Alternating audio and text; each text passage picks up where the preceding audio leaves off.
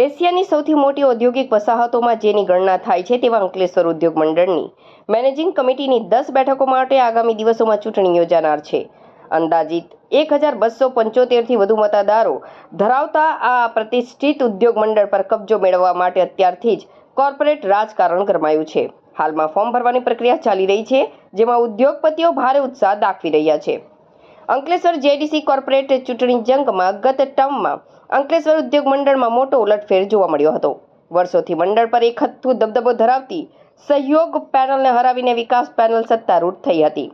વિકાસ panel માટે આ ચૂંટણી પોતાના કામના જોરે સત્તા બરકરાર રાખવા માટે અત્યંત અગત્યની છે. વિકાસ પેનલને બહુમતી માટે માત્ર 3 બેઠકોની જરૂર છે. બીજી તરફ ગત ચૂંટણીમાં સત્તા ગુમાવનાર સહયોગ પેનલ માટે આ લડાઈ અસ્તિત્વ અને પુનઃ સત્તા મેળવવાની છે. સહયોગ પેનલના 8 સભ્યોની ટર્મ પૂરી થઈ રહી છે. તેમણે ફરી શાસન ધુરા સંભાળવા માટે તમામ 10 બેઠકો જીતવી પડે તેમ છે, જે તેમના માટે મોટો પડકાર સાબિત થશે. 7 જૂન ફોર્મ ભરવાની અંતિમ તારીખ છે. હવે આગામી 20મી જૂને ફોર્મ પરત ખેંચાયા બાદ જ ખરાખરીના ખેલનું ચિત્ર સ્પષ્ટ થશે અને 30 જૂનના રોજ ચૂંટણી યોજાનાર છે.